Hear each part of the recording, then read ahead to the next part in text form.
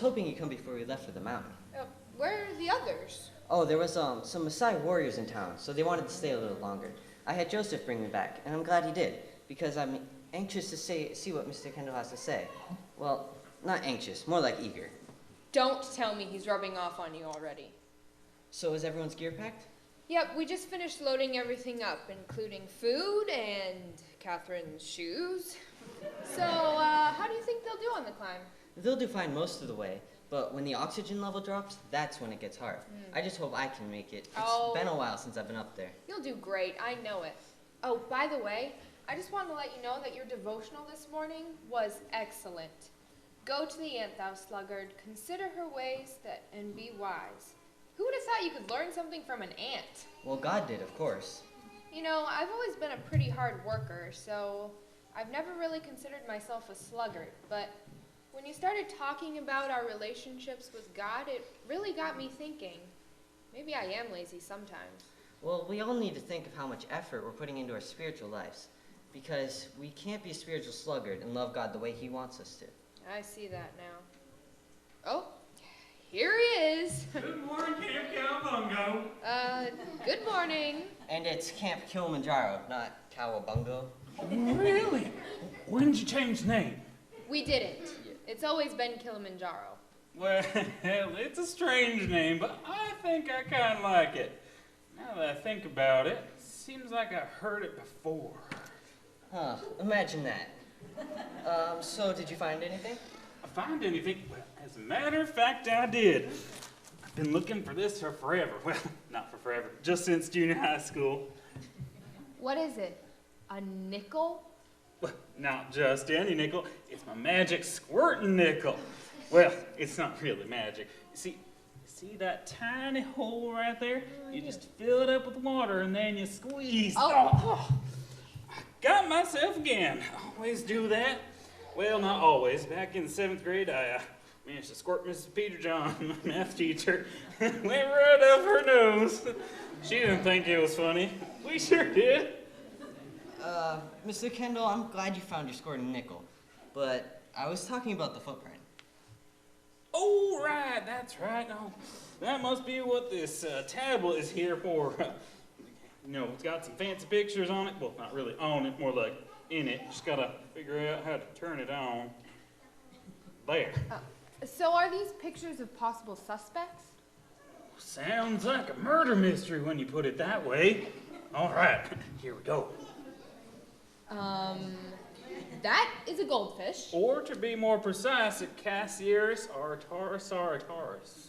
Mr. Kendall, you certainly can't suspect a goldfish. Of course not. Good, you had me worried there. Yeah, once I found out he'd been in his bowl all week, I eliminated him. Well, I didn't eliminate him, I just crossed him off the list. Oh. Next. An ostrich.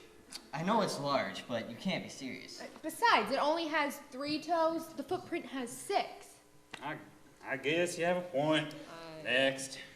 Finally, an orangutan. Now we're getting somewhere. Well, it's not really an orangutan. It's my boss. What? Well, it's not really my boss. You see, it was at last year's costume party, and, well, he dressed up as an orangutan. Sure fooled a lot of people.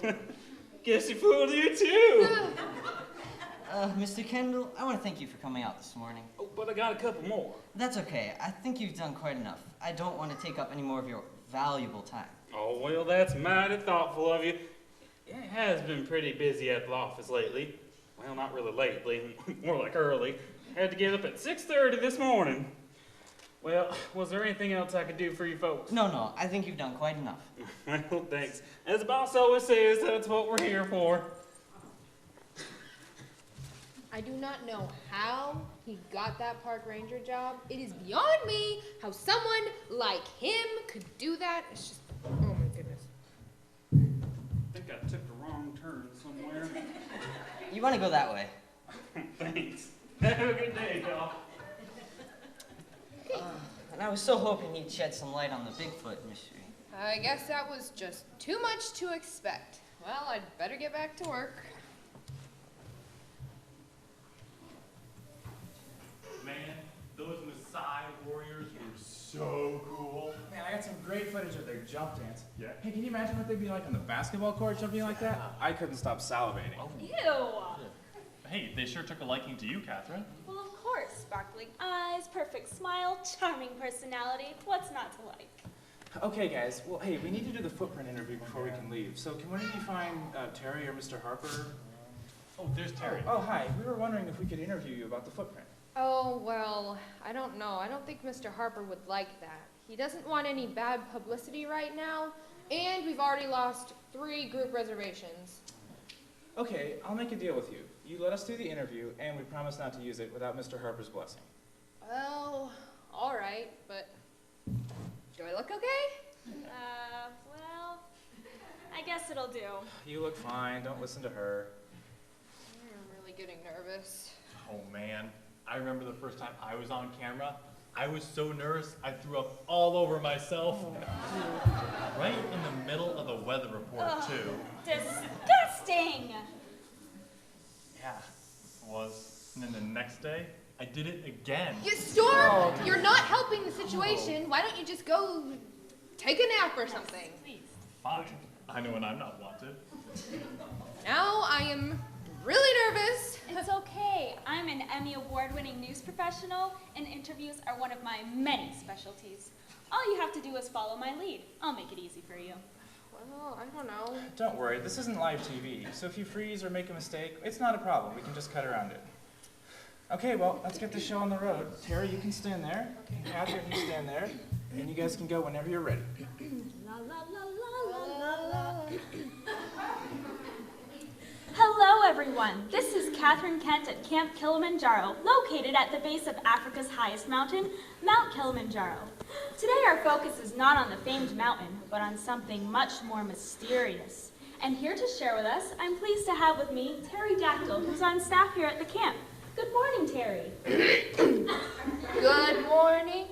Can you share with us briefly what you discovered the other day? Yes, Catherine, I'd be glad to. But brace yourselves, because what you are about to hear will definitely astound you and may even frighten you. It was a dark and stormy night here at the camp. Our guests were having trouble sleeping, but not because of the wind and rain. No! It was a persistent, eerie howling that penetrated the darkness like a knife and sent chills up everybody's spines. And though we were told it was just a monkey, we knew in the deep recesses of our minds it was something much larger and more terrifying. And then we found it. The largest, most hideous footprint ever seen by mortal man. A footprint so dreadful, it was all we could do just to look at it. So, what was it that wandered into our camp that night? Was it Bigfoot? We may never know. At this point, we can only imagine what the giant creature must have looked like. Well, I think that just about covers it. Thank you, Terry, for that very disturbing account. Well, I guess you can draw your own conclusions. This is Catherine Kent at Camp Kilimanjaro reporting for Channel 9. Now back to you. Cut. Wow, I wasn't expecting that. Nervous, huh? Thanks for the nightmare. I'm sorry. I guess I just got a little carried away. I don't know what came over me. May I go now? Yeah, sure, Thank we're you. done. I'll say we're done. Well, that was interesting. So, what'd I miss? Just Frankenstein meets the Wolfman. No.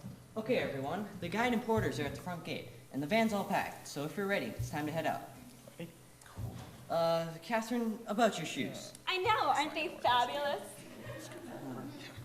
So, we're really gonna do this, huh? You're just not looking forward to a grueling 8-day-long hike up the highest freestanding mountain in the world, where it's 0 degrees at the top and there's very little oxygen. Gee, when you put it that way, it makes me feel so much better. You know, the next time we do something for charity, I vote for lying on the beach in Hawaii. Yes.